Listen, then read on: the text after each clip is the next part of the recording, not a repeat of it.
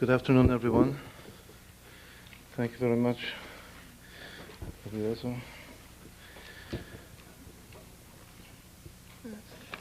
We should all have in front of us this page that reads at the top, Refuah Hitbonenut, healing and meditation.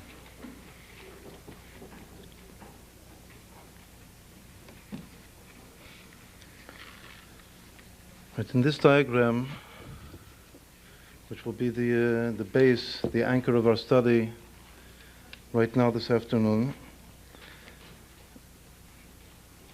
So the format is arranged in such a way that we have here 3 by 3, or 3 basic concepts, each one of which itself possesses within it 3 divisions, or 3 stages. And the basic conceptual concept here is that of the Baal Shem Tov, that in every divine service or every meditation, every mitzvah that a Jew performs, he should psychologically proceed through a 3-stage process which is called Hachna'ah, Havdalah, Hamtaka. Submission, separation, sweetening. It's as though there's a continual cycle, a spiritual experience of the soul, that a person is always lowering himself, and then there takes place at a certain moment a separation between positive and negative forces in the soul, between good and evil, and ultimately the soul becomes so full of the light of the good that that light is able to shine and transform what was previously under the domain of the evil, to transform it back into good. The advantage of light that proceeds and comes out is as though metamorphosized from evil. This is called, once more, the terms. I don't know how many of us are fluent enough in the Hebrew to be able to read and understand the terms. Therefore, we will try to translate every single word here on the chart. So the first set of terms, which is the basis of all, is Hachna'ah. Once more, I'm now reading from the chart. At the top of the chart, we have the 2 words Refuah and Hitbonenut. Refuah is healing, and Hitbonenut is meditation. Then we have here 3 groups of 3. That on the right, we read Hachna'ah. Hachna'ah is submission, and then below, Havdalah, which means separation, and then below that, finally, at the bottom here is actually the highest level, Hamtaka, which means sweetening. Probably the most important source for this series, this cycle of concepts, is the very first day of creation as related in the Torah. That we find that at the beginning, the darkness and the light were not yet separated one from the other. In the terminology of the sages, or v'choshech mishtamshim b'erbuvia, that light and darkness were intermixed together. And so long as they were intermixed together, everything was dim and not well defined. And then it says, Vayar Elokim et ha'or ki tov, that God saw the light to be good. Vayavdel Elokim ben ha'or u'ben ha'choshech. And then God separated between the light and the evil, and the darkness. He saw that the light was good, and separated between the light and the darkness. But then, finally, in the last verse of the first day of creation, it says that God called the light day, and the darkness he called night, and it was evening and morning one day. Which means that it all came together, it all united, and became one day. Because previously there was day and night, and now there was evening and morning one day. All of that time period, all of the 24-hour time period, which was previously divided into 2 domains, a domain of darkness, a domain of light, all now became consolidated as one single day. Yom Echad, that's the conclusion, the last phrase of the first day of creation. Once more, that one day at the end, that represents sweetening. That the darkness of the night itself has become part of the day of the light, has become transformed into light itself. It's just one phase of a whole process which totally is light, which is daytime. Yom Echad, that's why even in the English language, the word day can either mean the daytime per se, or it can mean the whole 24-hour period, which is all one single day. So in that first initial stage, that the light and the darkness are together and intermingled and indistinguishable one from the other, the service of the soul, in order to begin the separation process, to identify the good from the evil, the light from the darkness, must lower itself.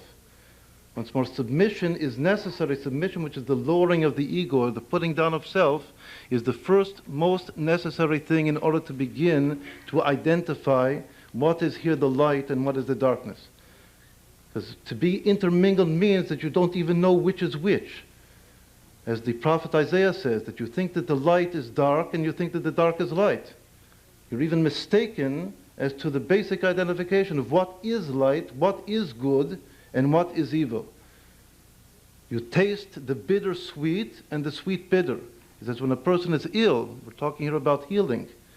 Isaiah says that the first sign of illness is that a person mistaken identification, what is the light, what is the darkness, what is the sweet, what is the bitter. So in that first initial state, which is the illness itself, the service of the soul is to lower itself. Now, another paradigm for these three stages that the Baal Shem Tov himself teaches is that these are what are called, referred to in the writings of the Arizal, the greatest of the Mekubalim, after Rabbi Shimon Bar Yochai, who lived over 400 years ago in Tzfat. A secret which is called Chashmalmal.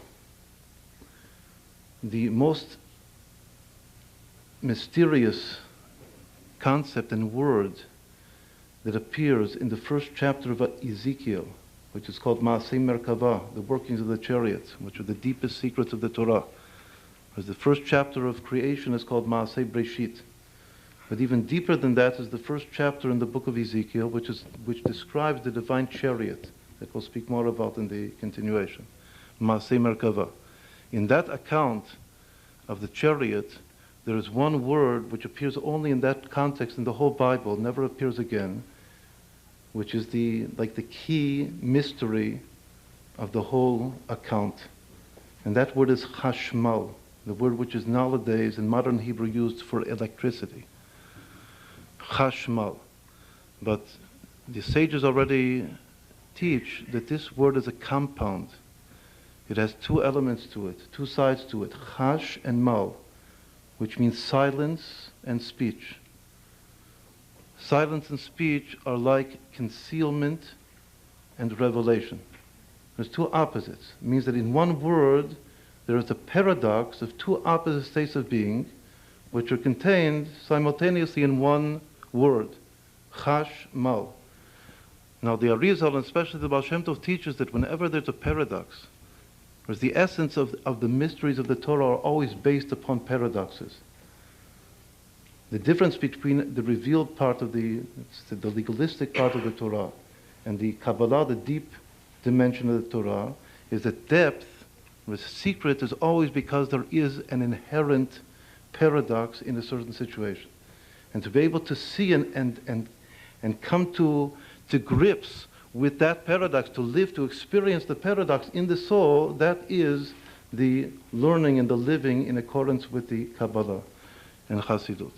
So once more, the word, maybe the most important word in the whole Bible, which represents a paradoxical state of being, is this word chashmal, silence and speech. It's also very similar to the phrase that we find that maybe is much more familiar to us, that the prophet Elijah, Eliyahu Navi, when he went to Har Sinai, there he heard a kol demama daka, this still silent voice, which also implies that there's silence and voice being experienced simultaneously. So that concept of still silent voice, and this concept, this word, this paradoxical word, which is the archetype of paradox, of chashmal, are related, very closely related to one another. Whenever there are two sides to a paradox, the Kabbalah teaches there must also be a third intermediate level or stage which serves to unify the two antithetical sides of the paradox. So in this particular case of chashmal, of silence and speech, the same word mal, which means speech, also has another meaning in the Torah, a meaning that we're all certainly familiar with. Mal milashon milah, brit milah, circumcision. The same word mal, which is the word here for speech, for articulation, also means in Hebrew circumcision. What does circumcision mean? It means the act of cutting away the foreskin and thereby revealing the crown of the holiness. It's called Gilui Ha'atara, which is itself the process of severance, of division between good and evil, between light and darkness, between sweet and bitter. So this is the complementary series which we're taught corresponds to those concepts that we said before, Hakna'av Dalam Taka, silence.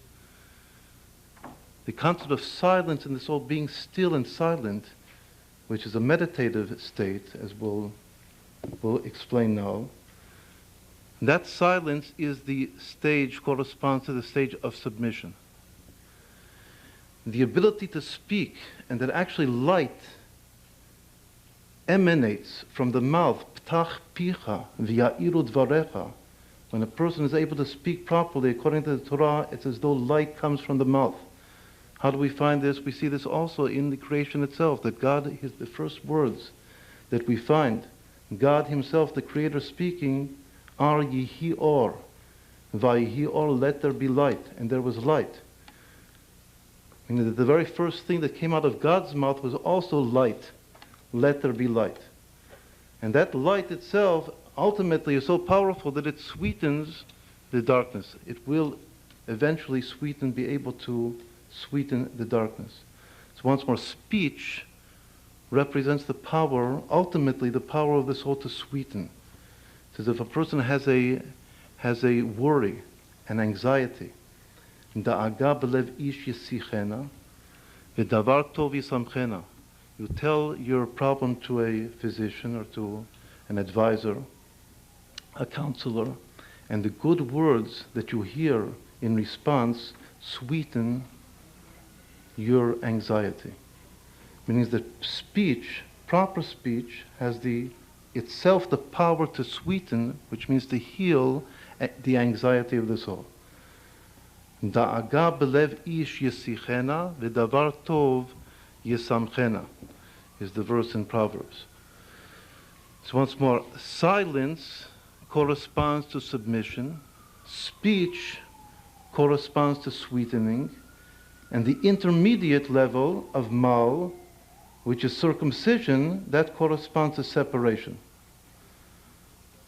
So once more, we have here two models, two sets of concepts. One set is called Hachna'a, Havdalah Hamtaka, submission, separation, sweetening, and the other corresponding parallel set of concepts are called Chash Mal Mal, silence, circumcision, speech. Right, so actually now we can look once more at the sheet and see the form, the basic form that we have here in front of us. As we have here three general categories which follow the sequence of Hachna'a, Havdalah, Hamtaka. Right, at the top is Hachna'a, which reads once more submission, and then Havdalah, which reads separation, and finally Hamtaka, which reads sweetening. Now each one of these in itself is divided into three, which is again a great general underlying principle of the Kabbalah. Whenever there is a complete, perfected, or rectified state, all details, just as a hologram, all details must reflect each one in itself the whole series or the whole process of the whole. Because every part reflects all of the parts of the whole. So you always arrive at a square number. In other words, if you begin with 4 concepts, if the 4 concepts are in a rectified state of experience in the soul, actually there are 16 different stages experienced, 4 times 4. Here we have 3, since we're beginning with 3, so we must, in order to reach a state of rectification, arrive at 9, at 3 times 3, which is 9, which is exactly what we have here in front of us. So here, on the right, in each one of these 3 lines, beneath each of the basic concepts, we have on the far right here, chash mal mal. Instead of using the word hakna'ah, we have here chash mal mal, but after the chash is written hakna'ah sheba hakna'ah, which means the submission within the submission. And then the mal is the havdalah sheba hamtaka, the separation within the submission. And then the final mal is the hamtaka sheba hakna'ah, the sweetening within the submission. Once more, each one of the 3 has to have all of the 3 reflected in it in order to create a perfect, a consummate array of experience in the soul. All right, now what are the basic 3 stages here? What do they mean for us? Now we're going to try to translate these introductory words to our topic at hand, which is meditation and healing. So actually the word meditation here appears in the middle level, which is in general called havdalah, separation. Before one can properly meditate, there have to be certain preparations that the person, the believing Jew, does in order to enter into a state of body and soul which is conducive to meditation. All of those initial preparatory things that we are taught to do, that we'll enumerate in a moment, those all belong to the general realm of maaseh, of deed, of action. Meaning that all of the actions that one does as a preparation to be able to meditate all have to do in general with the submission of the soul. Once more, an action which is a preparatory state to put yourself into a state of being that which is conducive, that you're able to concentrate and to meditate properly, and that it's going to have an effect on your psyche. All of those actions that we'll now presently enumerate all belong to the general state of soul that one is lowering himself in order to become ready to meditate. So that's why here we have across the word hakna'ah at the top, we have ma'aseh, that there are 3 stages of deeds which one does in order to prepare himself to be able to meditate purely. Then comes the meditation itself. But the meditation itself, which is in order to achieve in the soul the identification, as we said before, of the light and the goodness, that is in general the level of havdalah, of separation. Whereas the culmination of every meditation, according to the Torah, is the ability to pray.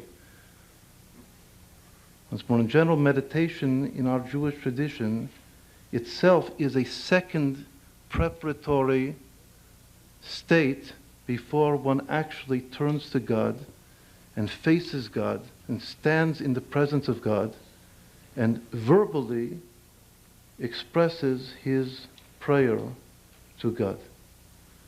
So what we actually are going now to explain is that there are preparatory actions which we're taught to do, that these come, there are 3 basic things which were already taught from the Arizal and the Baal Shem Tov, the Magid.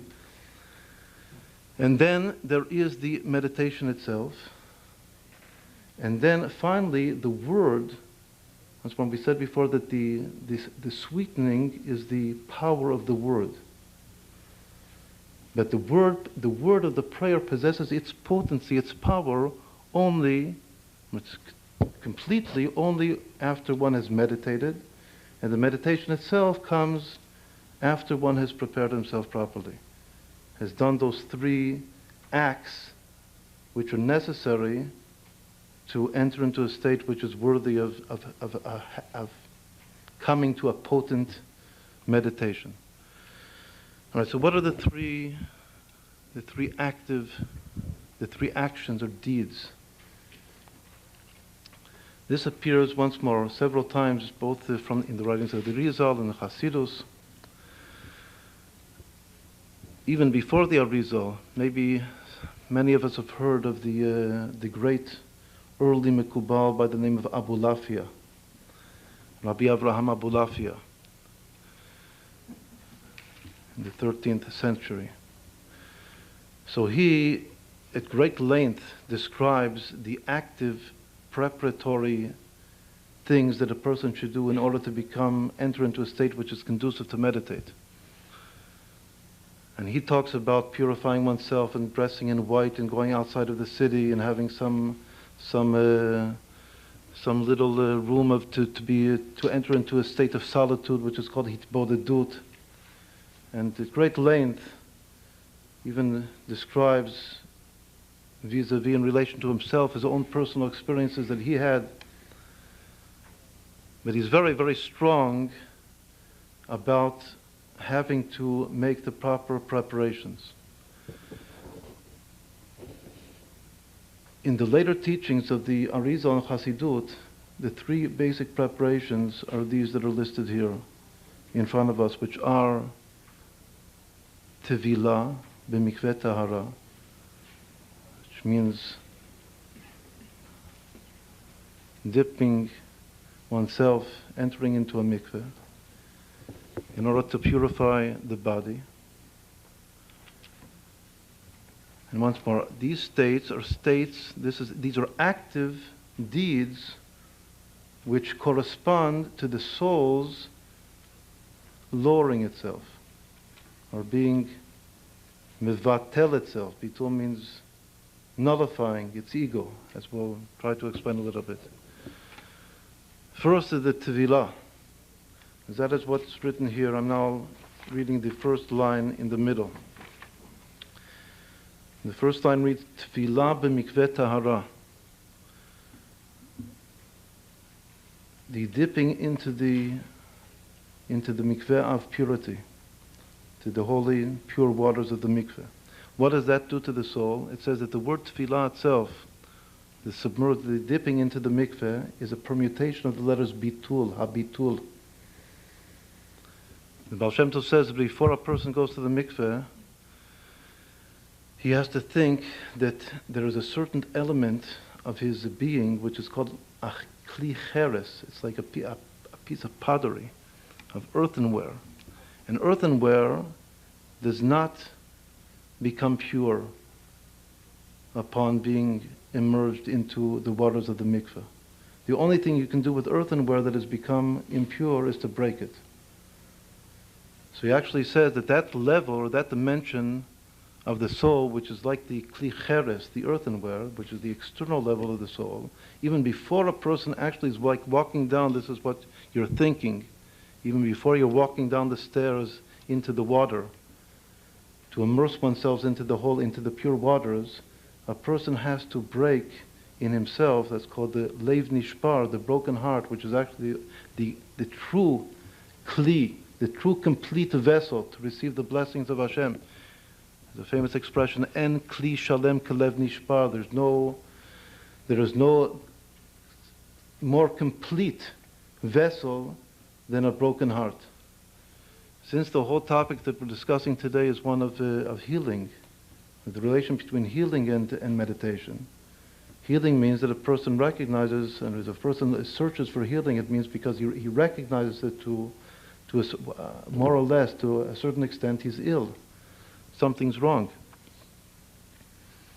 As if you don't feel that you're sick in any way whatsoever, so you don't seek to heal yourself. That very recognition that a person is ill, why is a person ill? So the bottom line of just feeling that one is not well is for the sake of the submission of the soul. Why does God creates us, as we'll go on to explain, every moment. There's continual recreation. The word to create in Hebrew, bara, is the same as bari, which means to be healthy. It means that every moment we are being recreated, and by being recreated every moment, that means that we're becoming healthy every moment. That God Himself is actively healing us and making us healthy by recreating us every single moment. So for what reason is a person sometimes not well? So clearly the first answer to that is that there's some ego barrier which is separating my psyche from being able to recognize that very truth itself, that God is recreating me this very moment, and thereby making me healthy this very moment, that barrier has to be broken and has to be lowered. So once more, the very first sign, you're supposed to be able, first and foremost, to a little bit read the signposts or the hints of God, the Creator, in your own life. What's happening to you? What's happening to me in my life? So the very first reaction that I must have if I feel not well 100% is that is a clear indication from on high, from heaven, that there's some barrier, some blockage. Just like it says in Hasidut, that illness itself is always because there's some blockage in the flow of the life force in the body, like in the circulatory system, in the blood. If there wouldn't be some blockage, a person would be 100% well all the time. So just like illness always has to do with some inner blockage in the system, whether it's some physical blockage, like say in the blood system, or some psychological blockage in the flow of the psyche, the ultimate, the true blockage is some barrier between me and my ability to recognize God and the process of continual recreation, which is the experience of God making me healthy. Rofecho basar umafli la'asot, as we say many, many times a day, that God is the healer of all flesh, and He wondrously acts upon me every single moment. So once more, if a person is ill, the very first immediate reaction of the soul is to lower oneself. So now let's get back to the mikveh. Before a person can even immerse into the waters, the pure waters of the mikveh, he has to realize that there's some impure kli cheres.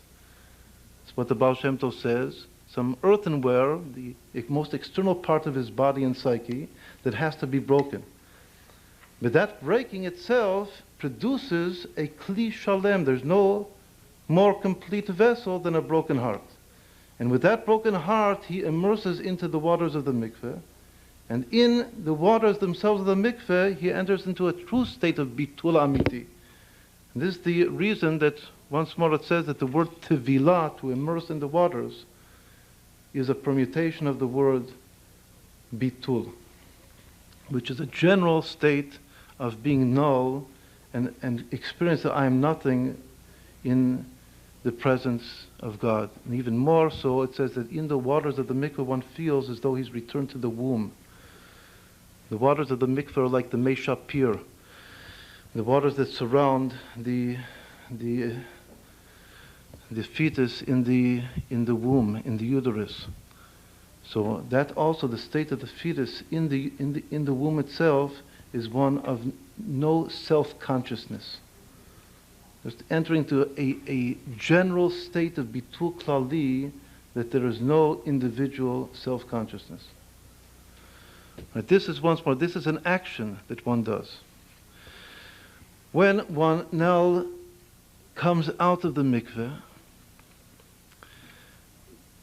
the next thing to do, once more, this is what we're taught in the writings of the Kabbalah and Hasidut, is that a person has to learn each one in accordance with his ability and his level of comprehension to actually learn in the Torah, not just in the Torah in general, but in the deeper parts of the Torah.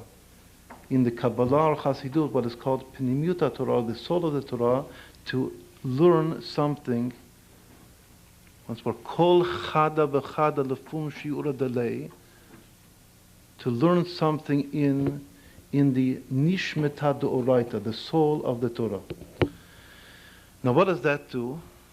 That creates in the soul a general state of connection to the soul root. Once more, the dipping or the immersion in the waters of the mikveh, that produces in the soul a general state of self-nullification. Then, when one takes a book, say the Zohar, sometimes it says you should take a Zohar or take any other book of the inner dimension, the inner light of the Torah. And when one learns even a little bit of Pnimiut Torah, that is not just for the sake of the understanding of what you're learning. It has a much deeper effect than just the reading and the learning and the understanding itself. It's a connection, it's an identity. That one becomes connected now and to a certain extent aware of his soul root. So that's separation within the preparation, which in general is submission.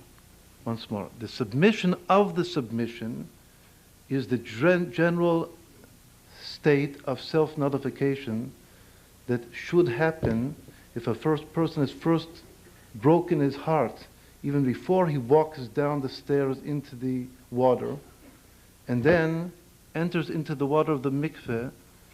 Once more, just like returning to the womb and becoming null in general. That is the submission of the submission. Then when one comes out and each one learns a drop of the inner soul of the Torah, that creates the separation in the general state of the submission, which once more means the experience of being connected. For instance, if a person is a chosid of a Rabbi, so he would probably learn something from that Rabbi that he's connected to. And the learning is not just, once more, the understanding, the intellectual comprehension of what he's learning, but it itself is the expression of his connecting his mind. And it's not just that I'm understanding something, but my mind is being connected to the mind that said and wrote those words. So what's really happening is, once more, is lifting me up and away and out of my own self-confinedness, my own limited experience, and connecting me to something higher. That something higher is either the soul of the Rebbe or it's the source of my own soul. As it is in, once more, everybody can experience the source of his own soul especially in the deeper teachings of the Torah, which are intended to be relevant to each and every Jew, especially in our later generations, that there is no Jew, no matter in what state that he is, that is not shayach, not relevant, not capable here and now of relating to the deeper dimensions of the Torah. As everybody can learn Kabbalah, just you have to learn it properly. But it's intended to be for all. Right, then comes the stage number 3 of the Hachna'ah. These are three. Even the learning now is considered to be an action. It's not part of the meditation yet. Obviously, if a person doesn't learn, doesn't know anything what to think of, he can't meditate. But here the learning, as one of these 3 stages of action before one really begins to meditate, is considered here to be doing something. Just like we know that learning Torah itself is a mitzvah ma'asit. It's one of the actual commandments of the Torah. So here also it's taken to be an action. And the action of the learning is that you're connecting yourself to a higher source, which is really your own higher source. The third action, which it says that you can't begin to do any potent activity. And here we're discussing meditation and healing before a person expresses his goodness to someone else, to the other. So therefore it says that the third action that a person has to do is called netinat tzedakah, is to give tzedakah. Once more, each one in accordance with his ability. Very often, even in the Gemara itself, we find that the sages before prayer would give tzedakah. What is the reason that you give tzedakah before prayer? It's not just to perform that commandment itself, which is the greatest active commandment of Kol Torah Kula, but in particular, that giving of tzedakah is a skula. But in this context, the giving of tzedakah is the skula that I enlivened. I am giving life to someone else. So just as I am giving life to someone else, so does Hashem give me life. Kol hamrachem ala briot merachamim alav min hashamayim. But the experience of myself sweetening, by giving tzedakah, I am sweetening somebody else's existence. And to the extent that I am able to sweeten it, Hashem has given me the ability to give, to help somebody else, to give charity. Of course, the greatest charity is actually to be able to do a favor, an actual physical favor to someone. That's why many sages and great people used to even run physically to do acts of loving kindness before prayer. Because to the extent that the person is able to give life to someone else, so does he receive life, spiritual life. To the extent that you're able to give physical life to someone else, so does God immediately reward you with spiritual life in your own soul and body. So once more, in order to what does life mean? Life in Hebrew is called chayos. Chayos means that a person feels alive, feels enthusiasm. When he's davening, when he's praying, when even in the meditation, that a person, it's not by the way, that you're full of life, full of enthusiasm. That is a gift. That enthusiasm itself is a gift from heaven. And that gift from heaven comes to a person that does acts of kindness and charity to others. So once more, that third stage of netinat tzedakah, of giving tzedakah, is giving life to someone else and thereby becoming a vessel to receive life, not just physical life, but spiritual life, which once more means enthusiasm, chayus, in one's divine service.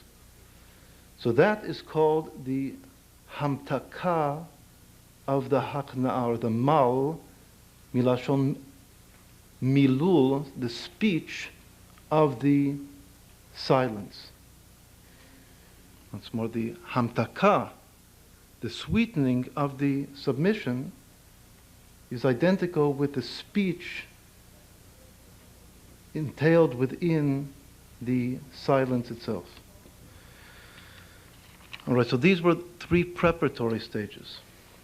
After these three preparatory stages were all called action and hakna, now one comes to the separation itself, or the experience of light, which is the meditative process itself. So in general, in meditation, especially, which has an orientation towards healing. Like, not all meditation must necessarily be healing oriented. But the topic that we're discussing today is healing oriented meditation. Which means it's very important to understand that not all meditation must necessarily have this conscious orientation towards healing. But that's the topic that we're now discussing this afternoon. So in this healing-oriented meditation, let's maybe now make another very important point, that just as in prayer, the same is true as meditation. When a person prays, he should never just pray for himself.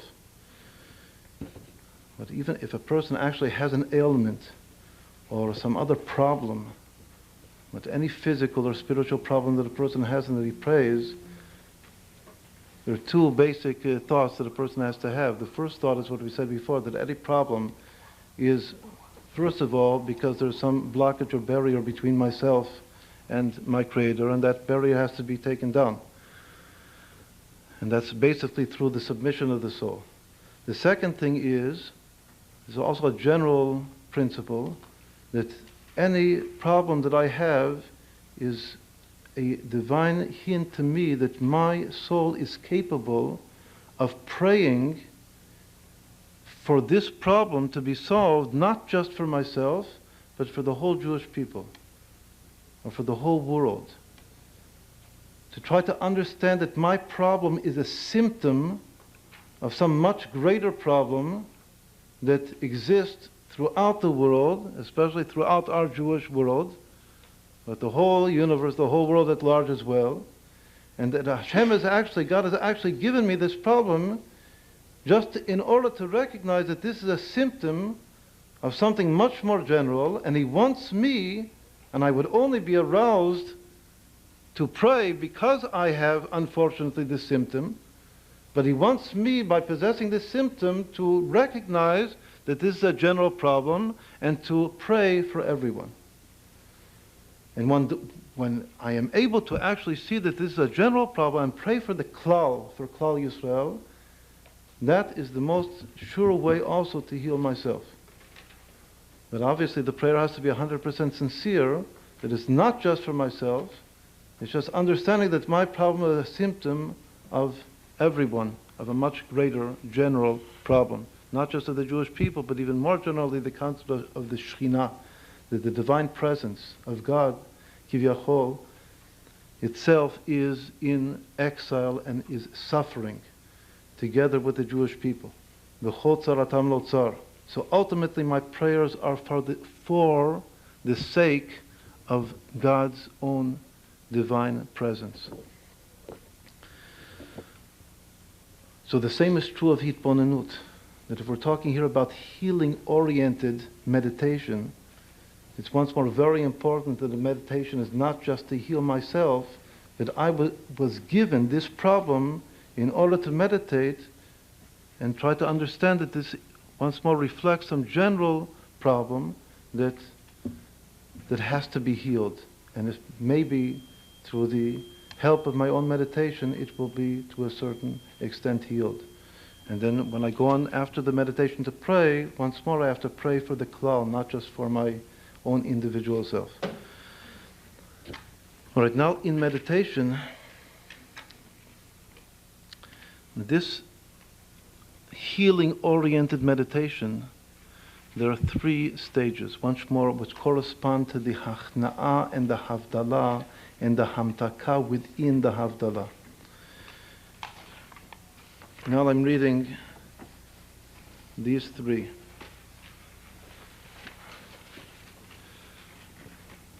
The first meditation, which is taught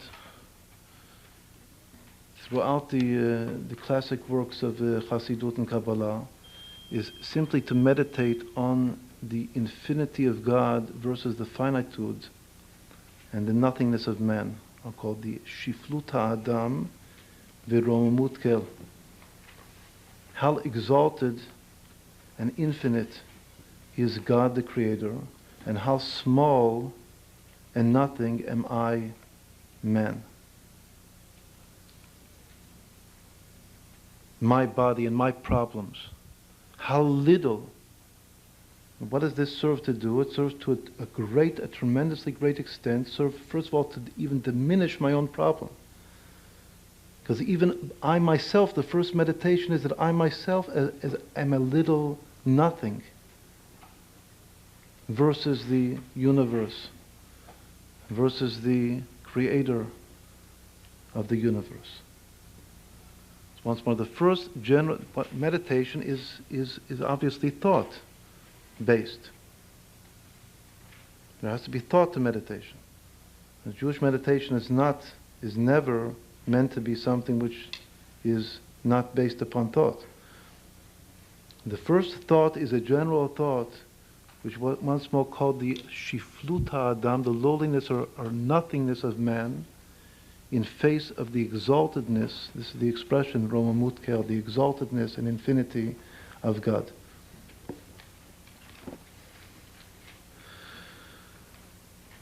Now, nonetheless, even though I'm a little nothing, just as we find in Psalms number 8, that it says, lift up your eyes to the heavens and see the stars and the constellations. Ma Adam, what is man that you should know him? And this is a tremendous, important experience of the soul. And even we find Lahavdil amongst non-Jewish great poets and authors that also were very much aroused by this phrase in Psalm 8 of looking up to the heavens and seeing how great and infinite is God's creation, and how nothing and small and seemingly insignificant is this little being called man, myself.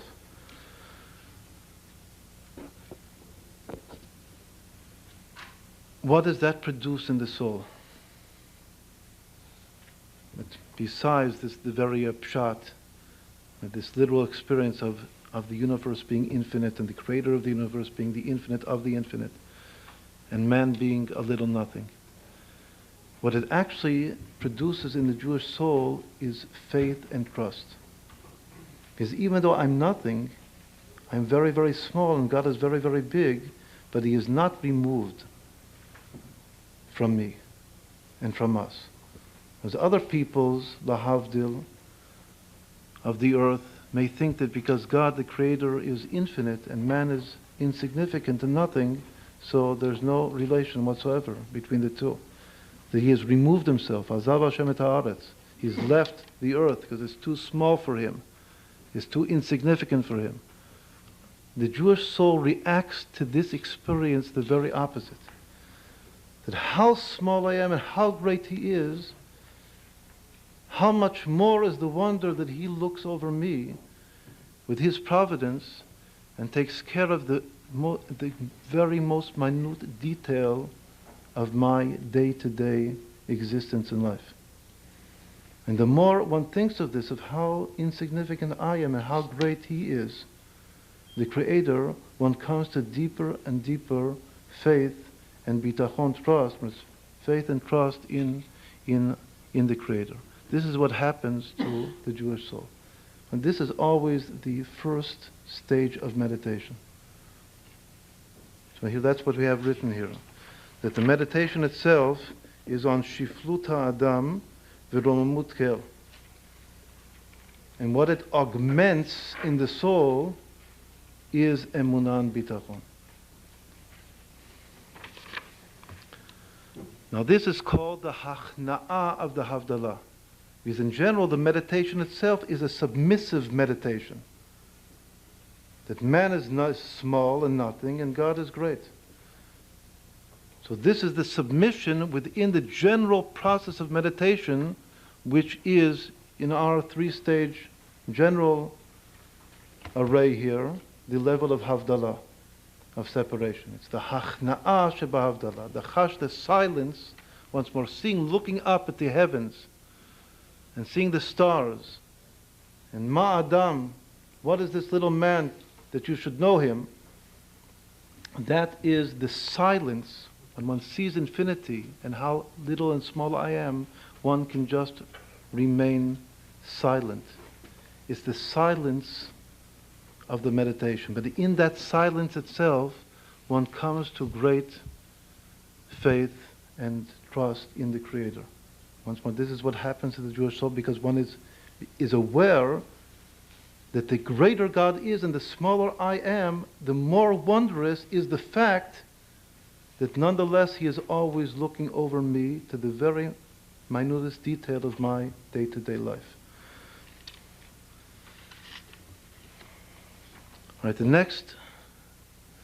next stage is what we said before, that a person, and this is, we're taught in Chassidut that every single Jew in his soul has the ability to experience, not just to believe in, but to actually know by direct perception the truth that the world and myself as a part of the world am being recreated anew every split second, right here and now.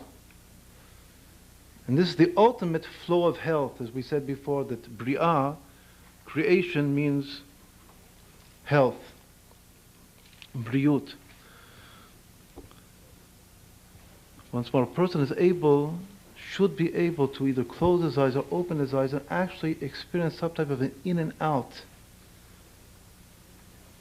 dynamic of all reality in one split second vanishing and coming back anew. Just like if a person would be seeing a film. The film has little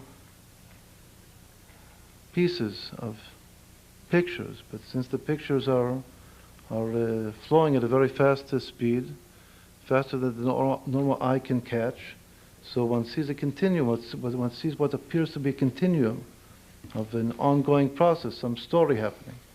But if one could catch the nothing between each picture, there's a little piece of film which has nothing on it. The nothings between the pictures, that would be experiencing, as it were, the world being recreated, something from nothing every second. So it's just a question of how one's spiritual eyesight is tuned in. Just before we heard that 2 days from now, Yutet Kislev is going to be the Chag HaGeulah of the Alter Rebbe, the first Rebbe of Chabad. At the end of his life, he actually said to his grandson, the Tzemach Tzedek, that believe me, that right now I am not seeing when I look, even lying in bed and looking at the ceiling. I don't see the ceiling. I see just the nothing, the divine nothing that is bringing the ceiling into creation every split second. So that was a very, very great tzaddik, also at the epitome of his life, the end of his life. But it says once more that this is not something which is reserved for the few and select souls, but to a certain extent, every single Jewish soul has the ability to experience recreation. Once more, one has to be pure. One has to have gone through the stages before. The previous state of meditation was just to recognize the smallness of man and the greatness of God. That is not yet, once more, that's looking up at the creation itself, looking up at the heavens, the stars, and so forth, and seeing how great is the creator of all of this, and how small am I, this little man here on the face of the earth. A little chardal seed is the expression, a mustard seed. But it's not yet experienced the fact that everything is being recreated every moment. The second stage of meditation is this meditation upon the recreation. Now, what does that give to the soul? Just as we said before, that the meditation of Shifluta Adam V'Romut Kel gives the soul a greater sense of emunan bitachon. And is also necessary for healing. Let's go back now to the topic which is healing.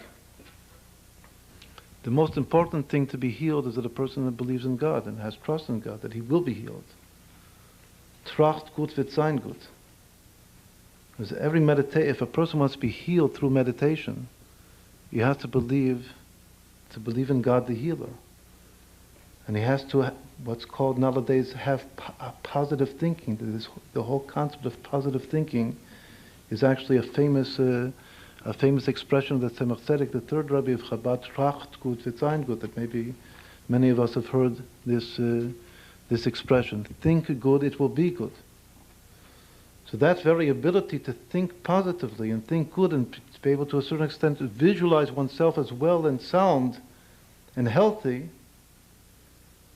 that is a result of the first submissive stage of the meditation. And that's obviously ultimately necessary in order that the meditation really heals.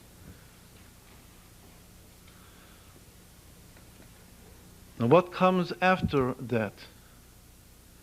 After that emunah bitachon and the ability, once more, the strengthening in the soul, its power to think positively,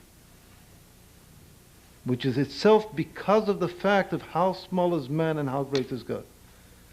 Which is so simple, as we said before, that this is something that is not, to a certain extent, this level of meditation is not even reserved to a Jewish, just a question of what the result of it is in the soul. But the experience itself is a universal experience. It's not just a Jewish experience of how small is man and how great is the creator of the universe. But then comes the next thing, which is already particularly a Jewish ability of the soul to experience recreation. Now what does that produce? In addition to the emunah and bitachon of tracht gut wird sein gut, that think positively, you'll be well.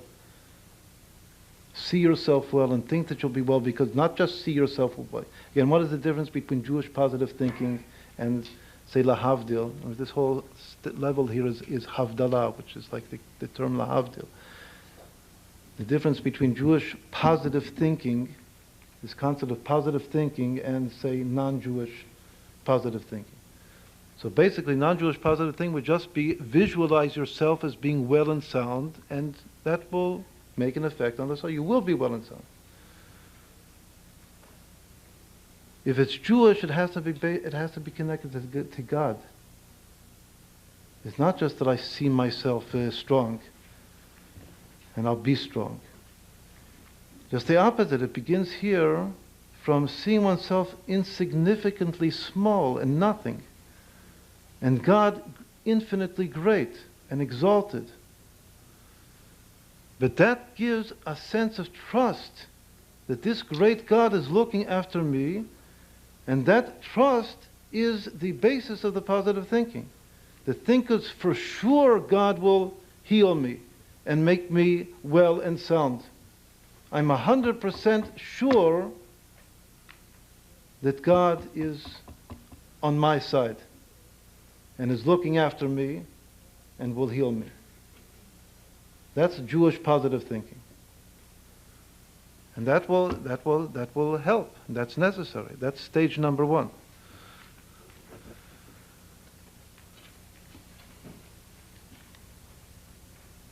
Stage number two, once more, is the world and myself as part of the world and being now created.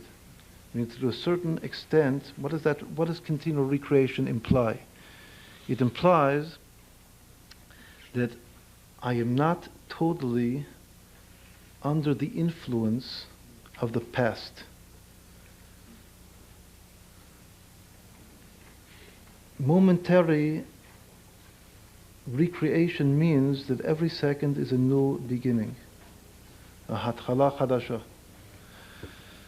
That what was needn't necessarily influence, and certainly not in a fatalistic, deterministic way, determine my present and my future.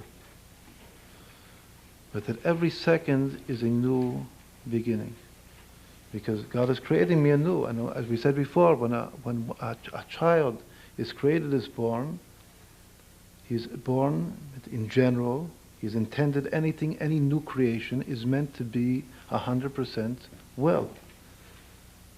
Things become non-well usually because of bad things that a person does to his own life. But if we see, unfortunately, that sometimes children are also born not well, that has to do with either bad things that the parents did or with previous gilgulim, all kinds of metaphysical things that we cannot know in general. But if there is a new, fresh slate, like a new creation altogether, Bereshit bara Elokim, when God created the world, He created Olam al Milu'o Nivra, He created it healthy and complete.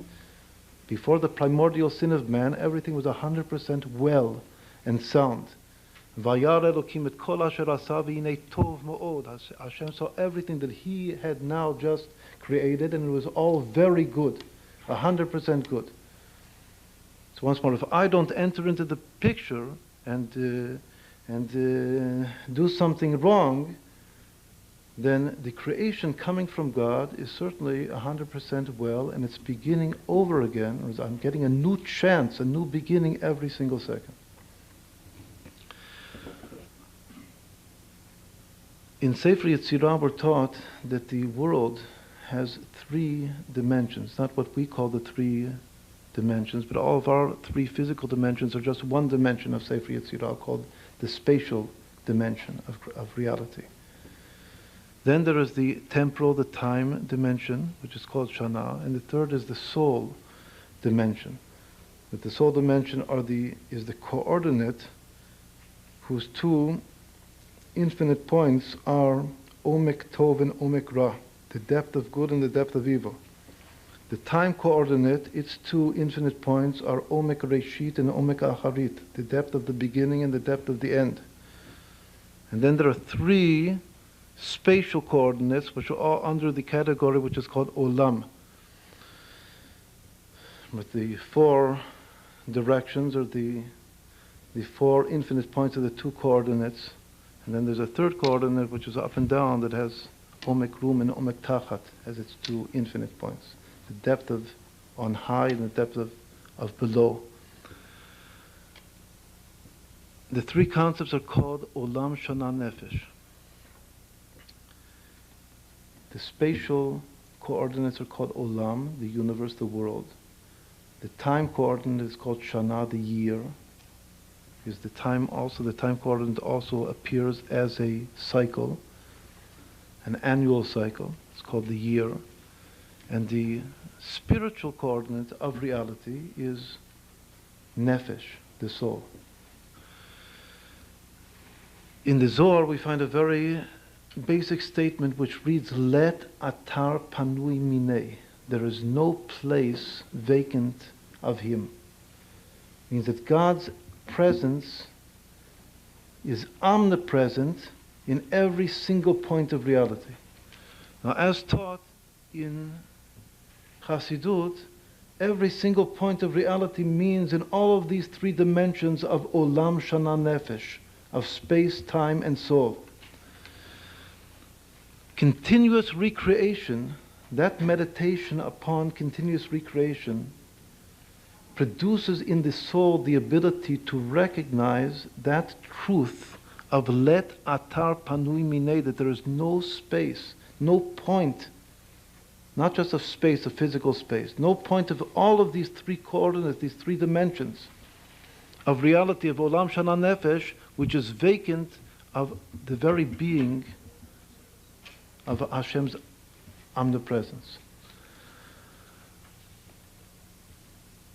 Meaning that God is totally with me, here and now, in every state. The 3rd of those dimensions, which is called the soul dimension, means that every psychological state of being, God is in. Just before, at the entrance, somebody asked me about dreams. So a dream can be a vain. As Chazal say that Chalomot shav yedaberu, that dreams in general are vain, even though now is the time, this month of Kislev is the month that we read about all of the true dreams in the Torah. That's why the very hush, every month of the year has a certain hush to it, a certain sense. And the sense of this month has to do with dreams, of this very month that we're in Kislev, because all of the true dreams in the Torah of Yaakov Avinu and Yosef HaTzadik, and even Paro Melech Mitzrayim, we all read of those dreams in this month. And they all came true. But in general, dreams are in vain. There are all kinds of other states that are in vain. If a person has fears, or before we're talking about anxiety, we'll talk about fears, especially if a person is not well, they can have fears of his illness. In general, all of those fears are also like vain dreams. It's almost like some type of, on the verge of some psychological paranoia that almost every individual has, that is afraid and anxious. And also has all kinds of experience which seemingly is non-real experiences. To say that God is omnipresent, is true, God's essence is omnipresent, means that even an experience which is vain, which is seemingly non-true and non-real, also could not be even bad thoughts that a person has. It's called machshavot zarot. You couldn't have any thought, you couldn't be in any state of being. Let's say a person is in a bad psychological state, which is certainly in a confused state. Certainly it's a non-real state. He shouldn't be there. But a person in meditation has to be able to experience that in my present state of being, my present psychological state of being, which is called my state of nefesh, and my present physical state of being, God is there. And God is actually creating it. If God wouldn't be there, it wouldn't be at all, even if it appears to be bad and even non-real, like a vain dream. God is also in that dream, no matter what it is. That's where nothing could be, no state of soul could be if God would not be there. Once more, this is the result of the second stage of meditation.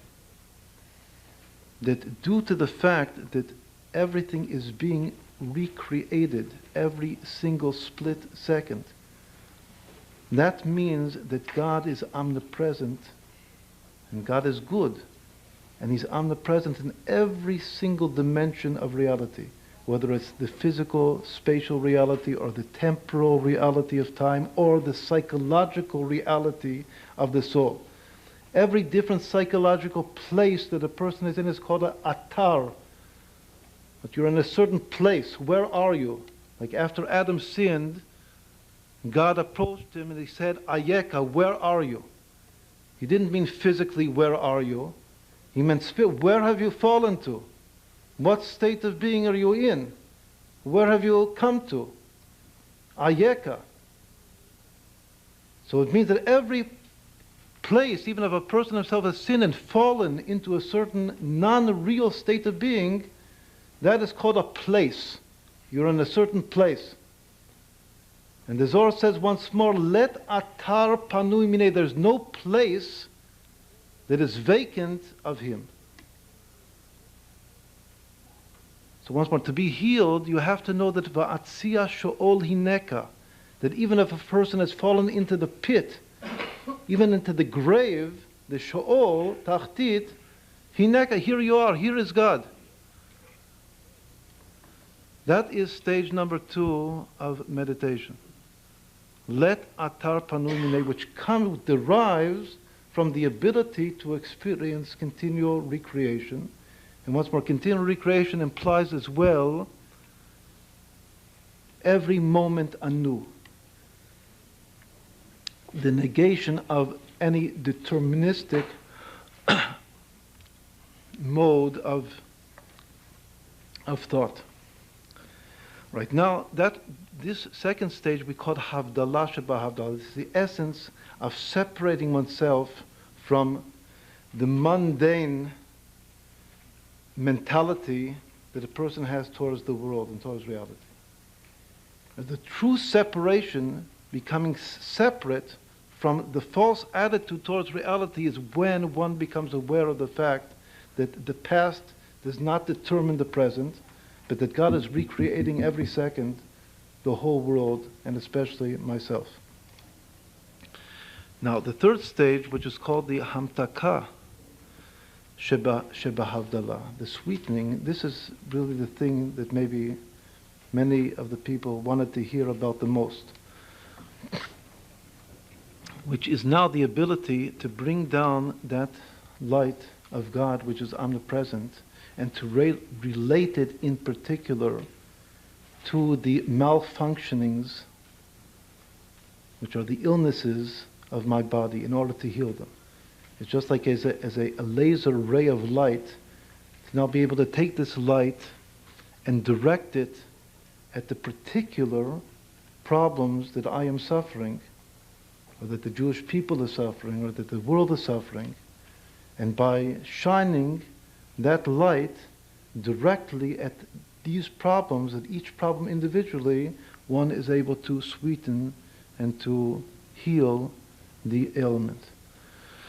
That is stage number 3. Now that stage number 3 is called in Kabbalah becoming a Merkava.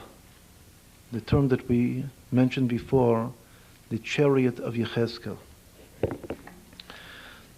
The chariot of Yechezkel means that the physical body of the tzaddik, va'amech kulam tzaddikim. Whenever we have this 3-stage process of first hachna'ah, and then havdalah, and then hamdaka, so at the first level of hachna'ah, of submission, a person actually relates to himself as though he is at present in any event. I'm the opposite of a tzaddik. I'm even like a rasha. I just want to do tshuva. The intermediate level is always a state which is called the Beinoni. As we said before, that every single Jew has the ability to experience recreation. When I say that this is true of every Jew, that is called in the terminology of Tanya the level of the Beinoni of Tanya. It's an intermediate state. But now comes a level which is truly a level of tzaddikim, of the righteous souls. That initially not everybody can achieve and attain this level. But the more that we proceed towards the ultimate redemption of Mashiach, which is, we feel, imminent in our generation, and as taught by all the great tzaddikim of the last several generations, every Jew is becoming closer and closer.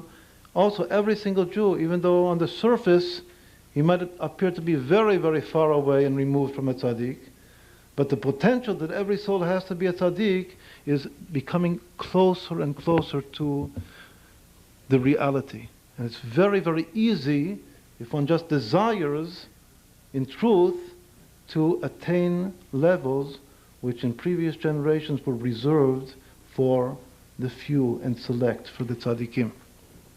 But in the future, when Mashiach will come, va'amech kulam tzaddikim, all of the Jewish people will be at the level of tzaddikim. So once more, to be a Merkava, this is explained in Tanya, to be yourself, oneself a chariot, means that one experiences individually in every single limb of the body, every motion of the body, every breath that one breathes, one has an individual divine experience, as though divinity is actually being experienced in my own body. In every single cell, in every single motion and organ and function of my body, there is an experience of divinity. That Hashem is doing it. Hashem is here. And that is the true ray, the radiation of divine light into the body that actually heals ailments. Once more, this is called the experience of becoming a chariot. A chariot means that that the body itself is null to the rider on the chariot, which is the creator of God, the creator Hashem, and his light is permeating every function of the body in a way which is experienced. The truth is, of course, that for all of us, God is everywhere, we said, and so certainly God is in the body. But as an experienced light, one senses this divine radiation entering into every single limb of the body.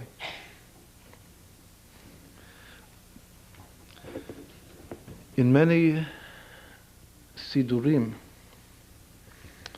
prayer books, which are based upon Kabbalah, at the beginning, there's a very simple meditation which is given to become a Merkava, which is the meditation simply of connecting the limbs of one's body to the Sfirot above. That the verse says, "Mibsari echazeh Eloka," from my flesh I envision God. And God creates the world through 10 emanations, 10 lights, 10 Sfirot. And those Sfirot are reflected in my psyche, in my soul, and also in my body. This experience of becoming a Merkava chariot, this meditation, which is called the meditation of oneself being a chariot, is just like Adam when he was first created before the primordial sin, that he was created in the divine image of God. That divine image, B'tzelem u'dmut Elokim, does not just refer to the spiritual dimension of man, but it includes as well the physical body of man. That the physical body of man is also called Tzelem Elokim. And to experience that there is a direct reflection of divinity even in the physical limbs, in every function, in all the relationships and the proportions, even the size, the ratios between the limbs are all reflective of divine principles. It's all a divine aesthetic, even the beauty of the body. The physical, even the physical beauty of a body, of a human body, this is a divine state. This experience or this meditation is called Ma'aseh Merkava. Now, what we have here, written here, this the third line in the second section. In the middle is written Merkava Baguf U'Panefesh, that the body and the soul both are chariots, are divine chariots. Now, on the left is written that this, in particular, this is done through the meditation upon the Sfirot. There are 10 emanations, and they are reflected in the body. We'll talk first about the body. They're reflected as the various limbs of the body. And the right brain is the wisdom, the left brain is the understanding. Whereas here, we weren't able to make enough of these to give out to everyone. There are about 10. I don't know how they'll be distributed, of a greater pamphlet of different charts, of 9 different charts that relate to healing, of which several of them are to understand the Sfirot, the 10 Sfirot, how they correspond to the limbs of the body. Also how the 10 Sfirot corresponds not just to the limbs of the body, but to the systems of the body. There's all kinds of systems. There's the respiratory system, the circulatory system, the nervous system, the endocrine system, the immune system. There's also in Kabbalah a one-to-one correspondence between the various physiological systems and the Sfirot. So once more, if a person is suffering from a certain system, let's say the immune system, so he has to shine light at the Sfirah of Hod, which again we don't now have the time to do this in great detail. Actually, the reason that I picked the immune system is because in this day and age, in our generation, this is maybe physiologically the most problematic and the vulnerable system of the body, which most modern diseases have to do with problems of the immune system. So in Kabbalah, this, for instance, corresponds to Hod. Hod is the left foot. Hod means the ability of the soul to acknowledge. It has to do with conviction and with the sincerity of the soul, with simplicity. There's many things called tmimut in the soul. So these are things, first of all, to think of, things to work on, not just to meditate about, but to work on in one's life. But first of all, to meditate. And the ability of the meditation to be able to connect to the Sfirah of Hod, and to the limb that it represents in the body, and to the system that it represents, like you were talking about the immune system as an example. That's part of this third level, which is Hamtakah Shebehavdalah, of a meditation which is a chariot-oriented. This is called all such types of meditations which make divine light correspond one-to-one to different parts of the body and soul, have to do with the chariot, the Merkava. So one thing is to is to know the secrets of the 10 Sfirot and how they relate to the body. The next that we have written here, after the word Sfirot, are Otiot. There are 22 letters of the Hebrew alphabet. But there are 10 Sfirot and 22 letters. When the 10 Sfirot are expanded, they actually become 13. Also something we can't now explain. But the Sfirot are initially 10, and in an expanded form they are 13. Then there are 22 letters.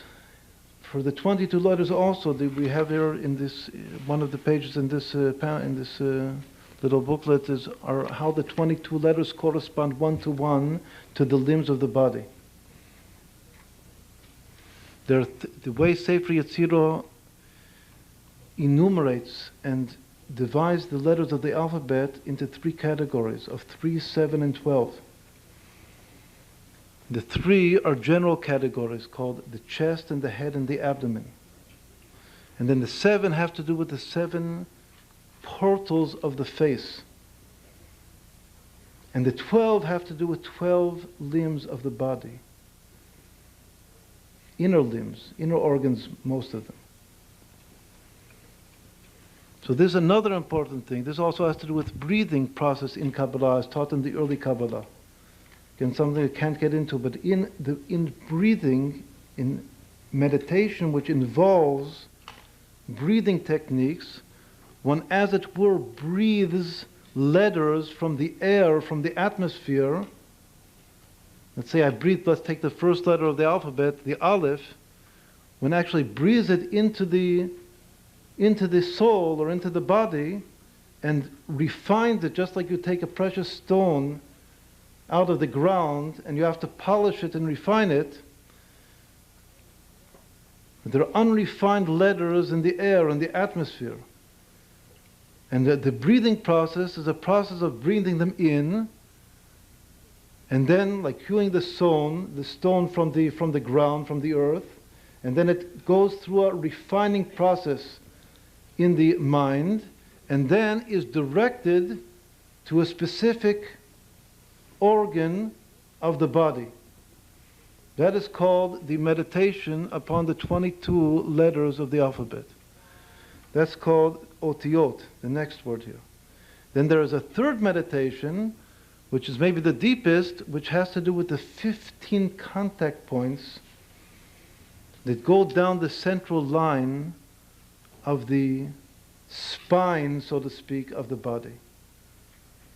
Once more, these we say in our prayers after Kriyat Shema every day. There's a prayer which reads, just when we conclude, Hashem Elokeichem Emet, Hashem is true, then we say Emet v'yatziv v'nachon v'kayam. And there are 15 words there, each one begins with a Vav. In the Kabbalah, those 15 consecutive words which begin with a Vav are from the top of the skull all the way down to the Brit Kodesh, 15 points down the center of the body, which are contact points as they were, are called Yesodot, connective points between the soul and its spiritual life source. So this is also a very, very important meditation of this nature, the nature of a meditation which is Merkava oriented. Once more, which is relating divine lights to the body and to organs and functions of the body. And from the body to the soul, of course. So once more, we have here then 3 different categories of this. One is based on the Sfirot. The Sfirot are 10 or 13, the 10 emanations through which God created the world. They appear as 10 parts of the body. They also appear as 10 different systems of the body. Then the next is the meditation upon the letters, which has to do with breathing, especially. The 22 letters. And once more, each one goes to a different part of the body. And then the third is called the meditation upon the 15 contact points. We call them chakra points, but they're not 7, there are 15 of them that go down from the top of the skull to the Brit. And once more, these are the secrets of the 15 words that we say after Emet, Hashem Elokeichem Emet, V'yatziv Nachon V'kayam, and so forth. that run down the center of the body, and each one is a vav, a point of contact, of making contact and connection to one's life source. And they all have to be opened. Because in the meditation, one has to open up all of these 15 points in order to create the channels of life force coming from its origin into the body and soul. So once more, all of these, this is all a Merkava meditation. Now, we spent time talking before that this type of a meditation cannot really be true and work if it's not preceded by the previous stages of meditation, which are much more general levels of meditation. Now, just to include in very short, then come 3 different levels of prayer. And the 3 different levels of prayer are: first, know before who you stand.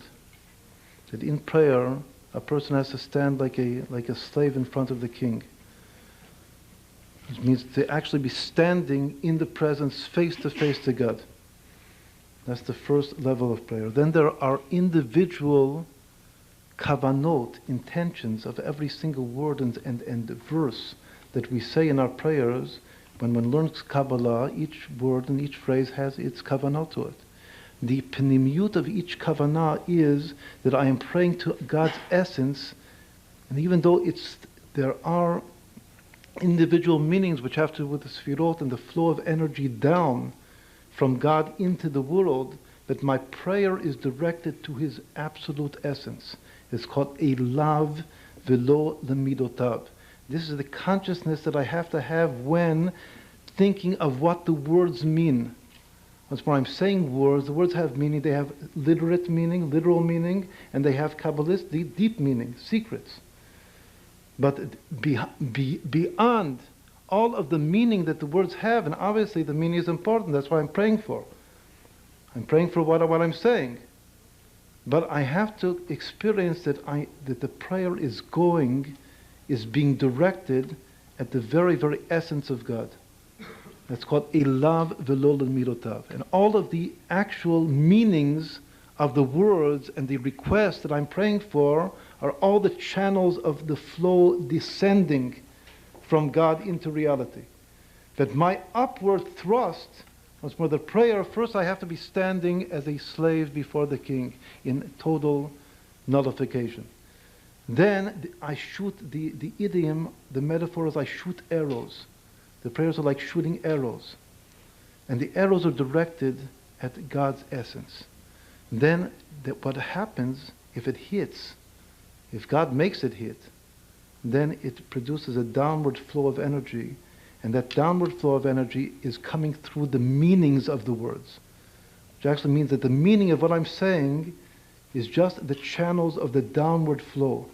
But the upward thrust of the prayer is directed at God's absolute essence. And then the third is simply the word of the word. Once more, the first is called the submission of the word. The submission of the word of the prayer is the standing before God. The separation of the prayer is the intention to Hashem's essence and no other, and od milvado. But the word of the word, which is the hamtaka sheba hamtaka, is called hishtapchut hanefesh, is the outpouring of the soul. Simply the word, the tfilat kopeh, that this is something that happens only when the mouth opens, not just in the heart. That my mouth opens and my soul pours out. That's the ultimate hamtaka sheba hamtaka in prayer. That if that happens, one can be, Be'ezrat Hashem, assured that the prayer is heard and will be answered for the good. So Hashem help that all of our prayers be answered. Now we'll try to do it, to do the prayer, the mincha prayer, and Hashem should hear all of our prayers and bring us the Gula Amitit Vashlema.